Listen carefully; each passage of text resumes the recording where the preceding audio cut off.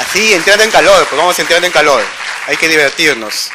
El movimiento nos anima, ¿no? ¿Se han dado cuenta que la actividad física, el ejercicio, el caminar, el movernos, el reírnos, el alegrarnos, para mí estar aquí me llena de energía? Vamos a hablar de un tema bonito, interesante.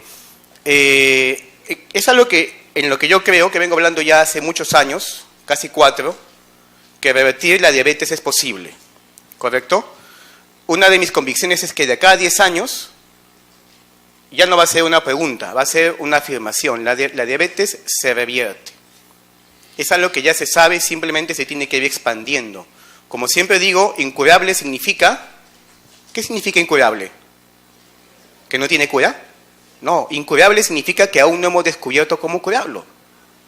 ¿Cuántas enfermedades hace 100 años eran incurables y hoy día se curan? ¿Por qué?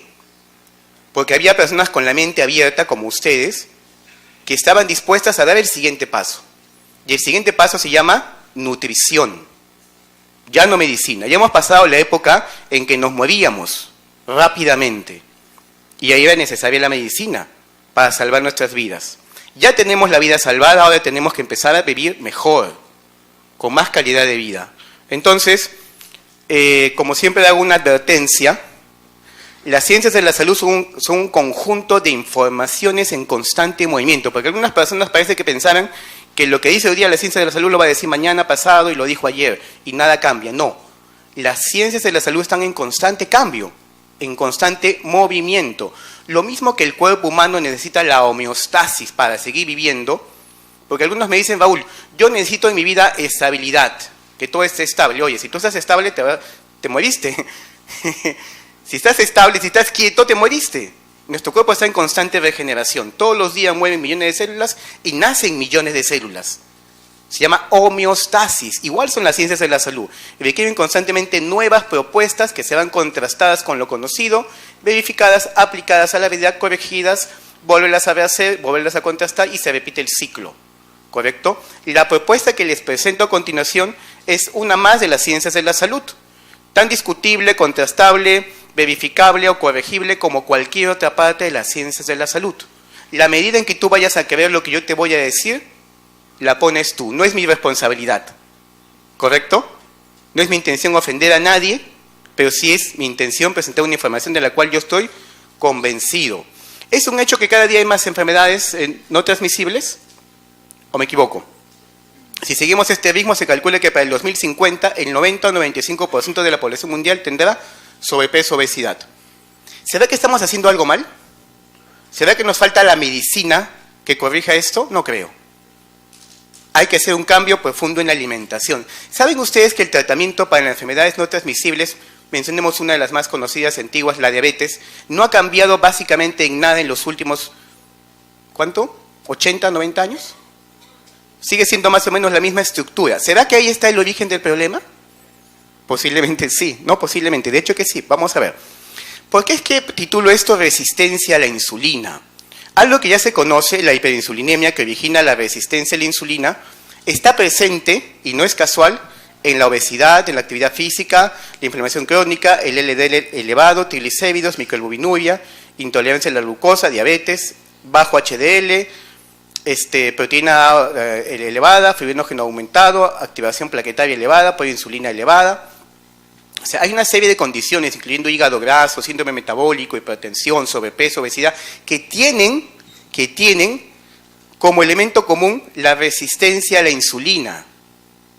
Entonces, es un punto clave. Si yo quiero derribar un árbol y voy por las ramas, ¿qué va a pasar? Nunca va a caer, tengo que ir a la raíz. Entonces, si yo doy tratamiento a la obesidad, pero mantengo el origen del problema, ¿cuándo voy a curarme? Nunca. Si yo doy medicina para la diabetes, pero no soluciono la resistencia a la insulina, ¿cuándo voy a curarme? Nunca. Tengo que ir sobre el origen del problema, sobre la raíz. ¿Y quién va hacia ahí? La nutrición, mis queridos amigos. La resistencia a la insulina, vemos lo que es la diabetes, la hipertensión, acantosis nigricans, la obesidad, síndrome de ovario poliquístico, hígado graso, microalbuminuria, dislipidemia, aterosclerosis. Busquen, investiguen. Y van a darse cuenta que es el elemento común. Lamentablemente lo que van a encontrar, y que no es exacto, es que no se conoce el origen y que no se puede revertir. Eso es una falacia. Eso es falso. Y hoy día vamos a tratar de dar un granito de arena más en demostrar que eso no es cierto, que se puede revertir. ¿Qué es una resistencia a la insulina? ¿No? ¿Por qué es importante la insulina? Bien, ¿es importante que nos alimentemos? Sí. Si no nos alimentamos, morimos, ¿no? Correcto, es fundamental para tener energía. ¿Sí? Correcto. Pero si comemos, ¿eso significa que me estoy alimentando? ¿Que me estoy nutriendo? No necesariamente. Porque lo que yo como, que puede ser muy nutritivo, pero si no llega a mi célula, ¿qué va a pasar? No lo voy a asimilar y por lo tanto no va a haber nutrición. Tengamos presente eso. ¿Quién se encarga de introducir? Porque sabemos que muchos de los alimentos que consumimos se convierten en glucosa. La glucosa es como el dólar en una economía. Está en todo sitio. Alimenta al hígado, al páncreas, al ojo, está en todo sitio. ¿Correcto? Y todos se alimentan, prácticamente todos los tejidos se alimentan de glucosa. ¿Quién se encarga de agarrar esa glucosa e introducirla de la sangre dentro del músculo, dentro del hígado, dentro de cualquier tejido? La insulina. La insulina es fundamental para la vida, es una hormona anabólica, decimos. ¿Por qué? Porque agarra esas glucosas y las introduce dentro de la célula. Es tan efectiva que ni siquiera tiene que entrar. Simplemente llega a la puerta, habla con el portero, que es un receptor, llamémoslo así, le dice ya, deja pasar, y pum, pasa, abre la puerta. Pero en algunas personas se ha encontrado que este receptor se cansó de la insulina, no la acepta, no reacciona ante la insulina, por lo tanto la glucosa no puede ingresar. ¿Sí? ¿Hasta me sigue? Perfecto, estamos bien entonces. ¿Qué pasa cuando eso sucede? ¿Qué hace nuestro organismo? Lo primero que hace es liberar más insulina. Así con 1 no me haces caso, con 5 vas a hacerme caso. Y al comienzo con 5 la célula abre. Pero después se acostumbra a esos 5, se adapta a la célula y ya se vuelve resistente a los 5 y tiene que producir ¿cuánto? 10. Y por un tiempo funciona. Y el paciente empieza a engordar. Pique, pique. Y lo clásico, yo estoy sano, mi colesterol normal, mi triglicéridos normal, mi glucosa basal normal, solo estoy un poquito gordito. ¿Han escuchado eso? Infinidad de veces, ¿no? Pero estoy sano, no tengo de qué preocuparme. Ves al paciente que llega, le das las recomendaciones, la consulta y no vuelve más. Increíble. Pero ya tiene esta resistencia. Porque como hay mucha insulina, y les dije la insulina es una hormona anabólica, la insulina empieza a formar grasa. Porque hay mucha insulina en sangre. El músculo puede ser resistente, pero otros tejidos no son resistentes a la insulina. ¿Ah? Entonces, a medida que produces más insulina se va generando ¿qué? Una hiperinsulinemia. Y a medida que hay hiperinsulinemia, con el tiempo se va a generar una resistencia a la insulina. Es un proceso fisiológico que se va convirtiendo en fisiopatológico porque el estímulo equivocado sigue. ¿Cuál es el estímulo equivocado? La alimentación. Bien, ¿por qué los tratamientos de salud tradicionales no están funcionando? Porque a veces me dicen, Raúl, pero ¿por qué vienes con esas ideas medias raras? ¿No? ¿Por qué hay que cambiar tanto las cosas si estamos yendo bien? Bien, disculpa, el año 85 se calculaba que eran 35 millones de diabéticos, 1985. Algunos de ustedes no habían nacido seguramente. Yo ya estaba ahí ya andando por el mundo hacía tiempo, ¿no? 35 millones, al año 2010 se calcula que son 350 millones de diabéticos. Y para el 2030 se calcula que van a ser 450 millones. Y al parecer la cifra quedó corta, porque del 2010 al 2012 las cifras se han actualizado y han aumentado a 71 millones de diabéticos en apenas 2 años. Ahí encuentran la lógica de por qué proponer algo diferente. O sea, no es proponer algo diferente porque ya, pues, se me ocurrió para que hablen de mí. No. Estamos haciendo las cosas mal en algún lugar. ¿Correcto? Entonces, ¿y dónde lo hacemos mal? En la alimentación. ¿Sí? Ese es el gran problema, la estandarización de la alimentación. Es decir, todos debemos comer igual. Todos necesitamos 60% de carbohidrato, todos necesitamos... ¿Cuánto es? Ya como nunca lo uso, ya ni me acuerdo. ¿Cuánto es de proteína lo que se recomienda? 12, 15, ¿no? ¿Y de grasa? 30. Todos deben comer igual, ya está. Eso dicen, ¿no? Y ahí está el origen del que todos dicen. Como lo dice la OMS, es verdad. Pero no necesariamente. Todos tenemos derecho a equivocarnos. La ADA, la OMS, la OPS pueden estar equivocados en algún aspecto. ¿Quiénes forman la ADA, la OPS, la OMS? Personas. Y hay personas que buscan el cambio y personas que no les gusta. Entonces, así es que se va actualizando la ciencia, lo que dijimos en un inicio. Es una constante de nuevas propuestas que tiene que haber siempre. No se queden en lo que dice tal o cual institución o tal o cual trabajo de investigación. Apliquen su inteligencia, apliquen su intuición y van encontrando soluciones a problemas. No es que algo que tiene... la idea no es que algo que ya está solucionado ustedes le busquen otra respuesta. No hay necesidad. A lo que no están dando bien hay que buscarle nuevas respuestas. Bien, entonces, siendo que el origen es el problema, siendo que el origen del problema es el alimento, ¿qué cosa define qué es un alimento o no? O sea, ¿cómo podemos saber que una papa, un camote, una yuca, un choclo, un trozo de carne es alimento y, no sé, pues, un trozo de madera no es alimento? ¿Qué cosa define eso? ¿Por qué esta madera no es alimento para nosotros y sí para una termita? ¿Quién me dice?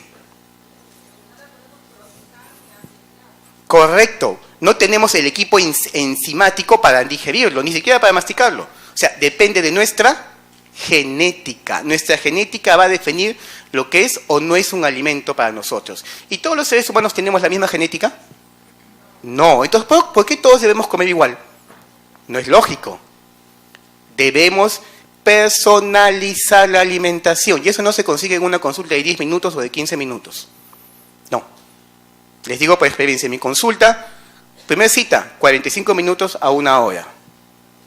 Y a veces me quedo corto. Porque tienes que personalizar la alimentación. Entonces, depende entonces de que la interacción que tiene nuestro ADN con el ADN del alimento. Porque les contaré, el alimento también tiene ADN. Entonces hay que ver cómo está esa interacción. Si es o no un alimento realmente para nosotros. ¿Y en qué cantidad? ¿En qué porcentaje? A lo mejor sí lo es, pero algunas personas son más sensibles a determinados alimentos y otras no. ¿Todos acá pueden tomar leche? ¿A algunos les cae mal? ¿Sí? Claro, o sea, hay alimentos, incluso aunque no tengas síntomas, a lo mejor te está cayendo mal y tú no te das cuenta. ¿Ah? ¿Te has puesto a pensar eso? No, yo tomo leche deslactosada. Oye, si ya te está cayendo mal la leche, ¿por qué insistes? Además que no es una leche sin lactosa, es una leche que le han puesto una enzima y incluso tiene más glucosa. Por eso es que es más dulce. ¿No? Imagínense, pero en fin. Entonces, a partir de nuestros genes, que son los planos de construcción o de reconstrucción de nuestro cuerpo, y de lo que comemos, material de construcción es que nuestro cuerpo todos los días se regenera. Todos los días en nuestro cuerpo se calcula que mueren 100.000 millones de células. Y todos los días en nuestro cuerpo nacen 100.000 millones de células. Si no, imagínense que sabía, ¿no?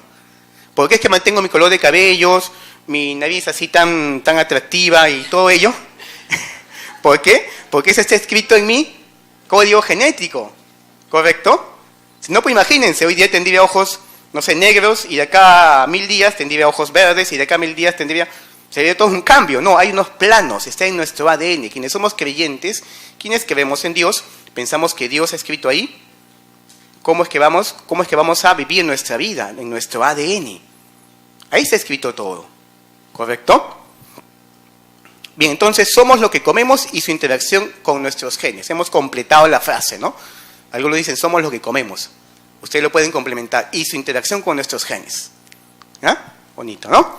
Bien, entonces nuestros genes determinan qué reacción vamos a tener ante determinado estímulo. Y el alimento es un estímulo. ¿Te estás dando cuenta? Lo que estás haciendo al comer es buscar una adaptación de tu cuerpo. El sobrepeso, obesidad, desde mi perspectiva, no es una enfermedad, es una adaptación. Una adaptación indeseable, correcto, pero es una adaptación. Imagínense ustedes esto, una persona X, ya, inventemos, de 40 años, 1,71 m, 70 kilos. Ese año dice, me voy a dar mi año sabático. Se ganó la tinca, se sienta en su super sillón frente a su super televisor y dice, de acá nadie me mueve, y efectivamente nadie lo mueve. Llama por teléfono y pide comida. Imagínense ustedes cualquier delivery. Y come eso todos los días. No se mueve para nada. Salvo para ir al baño, ¿no? ¿Subirá de peso? ¿Qué pasaría si no sube? Yo me preocuparía. Es lógico que suba. Entonces, ¿el sobrepeso o obesidad en ese caso es una enfermedad? En realidad, si lo vemos desde otra perspectiva, sí y no. Ambas respuestas son correctas. Acordemos de eso. Mayormente no hay una respuesta correcta. Pero también no es una enfermedad, es una adaptación. Es lógico. Yo me preocuparía porque diría, si esta persona come tanto y no sube, ¿está enferma o no? Lógico, si no sube, está enferma. Justamente porque está sano, sube de peso. Entonces, llegamos a la conclusión, solo como una opción adicional, no es que sea una verdad absoluta, de que el sobrepeso o obesidad puede ser una adaptación indeseable, correcto, pero finalmente una adaptación de nuestro cuerpo ante un exceso de consumo de calorías y un pequeño gasto, un muy pequeño gasto de la misma.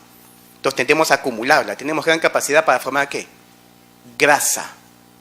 ¿Quién forma grasa? La insulina. Volvemos a nuestra amiga la insulina, es la vedette del día de hoy, ¿no? Bien, entonces, tengan claro algo. Esa pirámide que nos han enseñado puede ser válida para algún grupo de personas, pero no lo es para todas. Hay un libro muy bueno en inglés, no sé si está traducido, se llama La pirámide de la muerte. Y habla de esta pirámide y las enfermedades que está ocasionando en determinadas personas. ¿Por qué? Pero Raúl, si los carbohidratos son muy buenos. Si no comemos carbohidratos perdemos músculo. ¿Ese es cierto en todos? ¿Todos son acá, hacen ejercicio todos los días? ¿Son deportistas? ¿Acaban de regresar de correr 42K? Sí, ha habido una 42K acá, ¿no? Yo sí veo que algunos de ustedes acaban de regresar, creo, ¿no? Sí son... Pues ahí sí vale la pena que se coman sus 60% de carbohidratos, pero si no lo son, si no hacen mayor actividad física, ¿tendrá lógica que consuman 60% de carbohidrato? Ok, entonces tengan cuidado con esta pirámide, tengan cuidado con la estandarización de la alimentación, es muy peligrosa. Bien, una vez que hemos entendido aproximadamente qué es la resistencia a la insulina, y estoy yendo rápido porque me han dado 30 minutos, y he prometido hacer un llamado a mi capacidad de síntesis, no muy frecuente en mí, quienes me conocen saben que hablo mucho. Entonces, vamos a tratar de entender el siguiente paso. Ya hemos entendido qué es resistencia a la insulina. Ahora, hay dos tipos de resistencia a la insulina. Una hepática y otra muscular. Hay varios tipos, pero hablemos de esos dos nada más. La hepática es... A ver, vamos a dividir, y es una división arbitraria, la población mundial en dos grupos. Los que no se enferman de enfermedades no transmisibles y los que están muy propensos a enfermarse. ¿Correcto?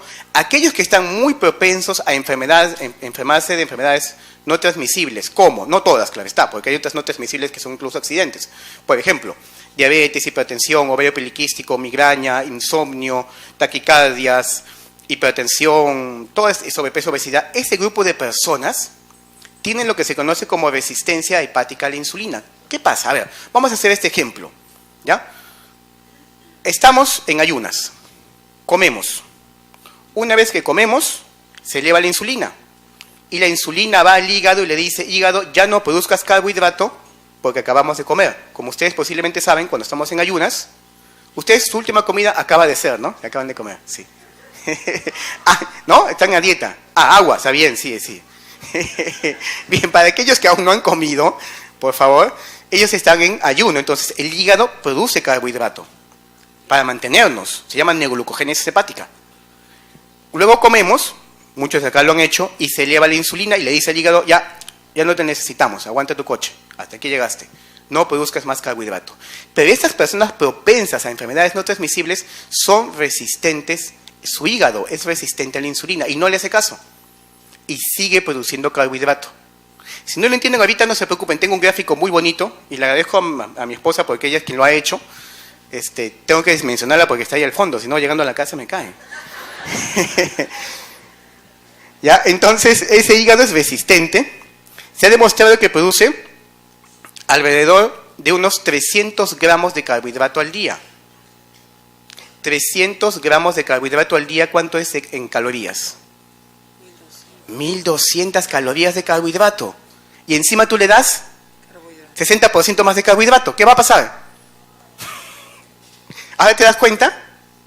¿Ahora te estás dando cuenta qué está pasando? Lo estás carbohidratizando a tu paciente y después quieres que esté sano. Ahora, eso pasa en este grupo de personas, no pasa en todas. Por eso puedes entender cómo se puede ver multiplicado por 10 el número de diabéticos en apenas 15 años. Bien, volvemos a explicar lo mismo pero con un grafiquito para que se entienda mejor, ¿ya? Bien, este Esta es una persona, digámoslo así, estándar. Tú comes una comida con carbohidrato y tu glucosa sube, en verde. Si tu glucosa sube, ¿qué pasa? La insulina va a subir, para que este carbohidrato poco a poco se introduzca en la célula y esa glucosa, ese carbohidrato, esa glucosa en sangre baje y se normalice. A medida que se normaliza, la insulina va bajando su concentración. Pero aquí actúa el que yo llamo el Christian Meyer de la novela, el glucagón. Ahí el toque las chicas se ponen moscas, ¿no? El Christian Meyer de la novela, ¿qué hace? El Christian Meyer es el que le dice al hígado, vamos hígado, produce carbohidrato, dale, más, ¿sí? Pero ¿qué pasa? Cuando tú comes, el hígado tiene que dejar de producir carbohidrato. Recuerden que es una persona estándar, no una persona con condición diabética, por decir. Entonces, por lógica, el glucagón baja su concentración en sangre y todos somos felices. Puedes comer tu carbohidrato y no pasa nada. Tú no eres de ese grupo, tranquila. Pero ¿qué pasa en las personas que sí son de ese grupo? El glucagón no baja su concentración. Este Christian Meyer se vuelve el villano, porque también sale de villano en algunas novelas, ¿no? No solo sale de galán. Medio ambivalente ese muchacho, ¿no? Entonces, cuando sale de villano, que es en estas personas, se mantiene elevado. Y o sea, tú comes carbohidrato y encima tu hígado sigue produciendo carbohidrato. Doble fuente de carbohidrato. Y si es doble fuente de carbohidrato, ¿qué pasa? Hiperglicemia. Y si hay hiperglicemia, ¿qué pasa? Hiperinsulinemia. Y con el tiempo, tanta hiperinsulinemia, ¿qué va a producir? Resistencia a la insulina. Y con el tiempo, la resistencia a la insulina, ¿qué cosa va a producir? Me pregunto yo. Con el tiempo, la resistencia a la insulina va a... ¿te das dando cuenta dónde empieza todo esto? El diabético debuta con diabetes 10 años antes de su diagnóstico. Se le diagnostica 10 años tarde. Porque siguen buscando glucosa cuando deben estar buscando otras hormonas en sangre. ¿Se han dado cuenta? Bien, nuevamente lo mismo, pero en un gráfico.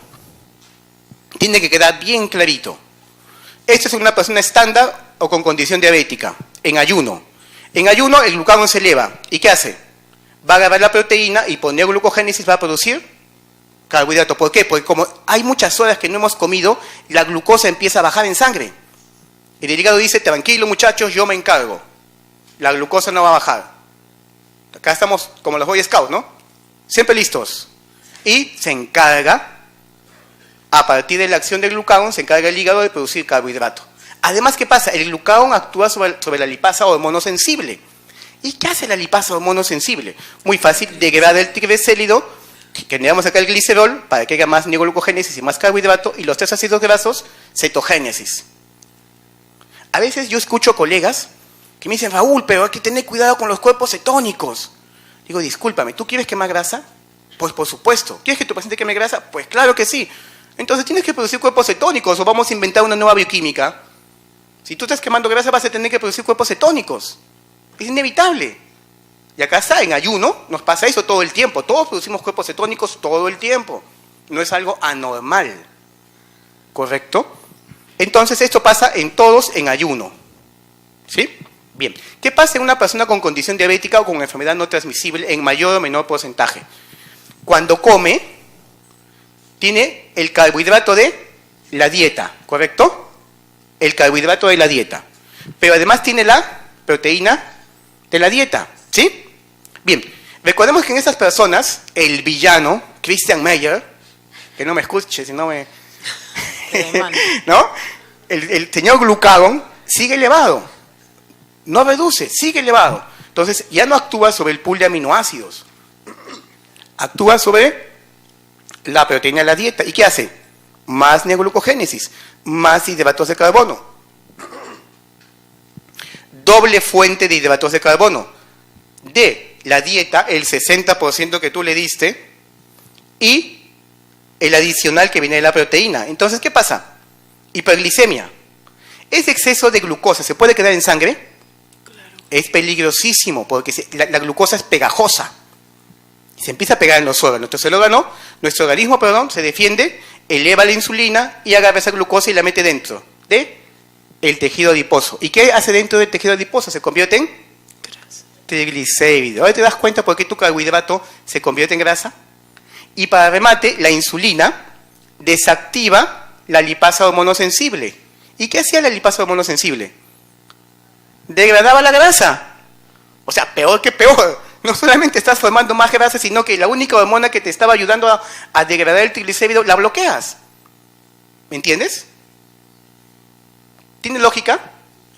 Y eso es, fíjate, esto es lo que le recomiendan al paciente diabético, que ya tiene hiperinsulinemia, que ya tiene hiperglicemia, que ya está 10 años enfermo, y le recomiendan esto. ¿Tiene lógica? No es lógico. No es lógico que le recomienden ese tipo de alimentación. Licenciado, disculpe, 5 minutitos. Voy a volar. No se preocupen, todo está fríamente calculado. Ya, entonces, esta evolución, bueno, lo que dijimos, no es una evolución de años, no es de un día para otro. Imagínense, esto un día el cuerpo lo aguanta, un mes el cuerpo lo aguanta, un año el cuerpo lo aguanta, 5, 10, 15, 20, 30 años de lo mismo, por favor. No hay cuerpo que aguante. Tenemos un cuerpo poderosísimo, una creación de Dios extraordinaria, divina. Somos hijos de Dios.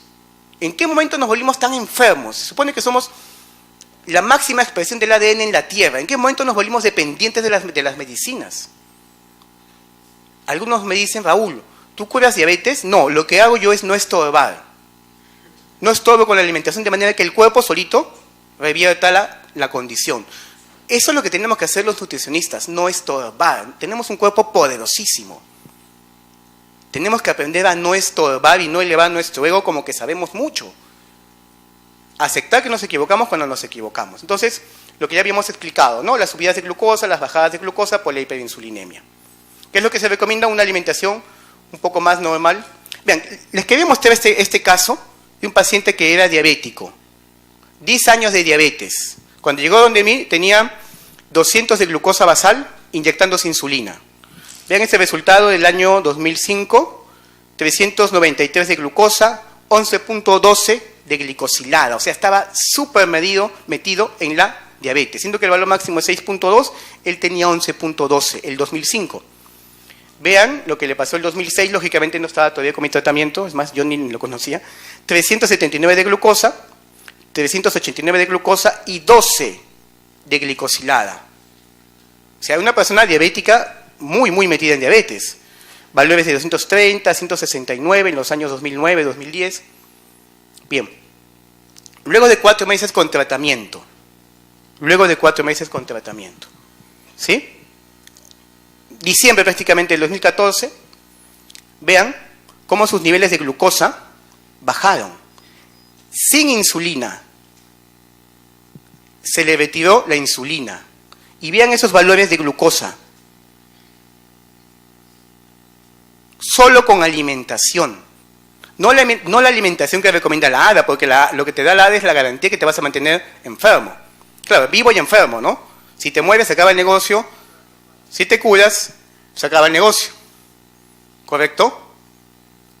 Entonces, vean esos valores. Solo en base a alimentación. Como el alimento no es patentable, no es negocio. Intentado patentar los alimentos, ¿no? Siguen intentándolo, aún no lo consiguen. Pero con alimentos y luego con actividad física. Vean esto. Te tiene que esperar más o menos de 3 a 4 meses para evaluar hemoglobina glicosilada. Ese es un examen mucho más preciso para evaluar diabetes. Vean su valor de glicosilada. Ese señor, tú le llevas ese análisis a cualquier médico de glucosa basal, glucosa después del desayuno, después del almuerzo, y este resultado de glicosilada te va a decir el señor no es diabético. ¿La diabetes se puede revertir? Sí se puede revertir.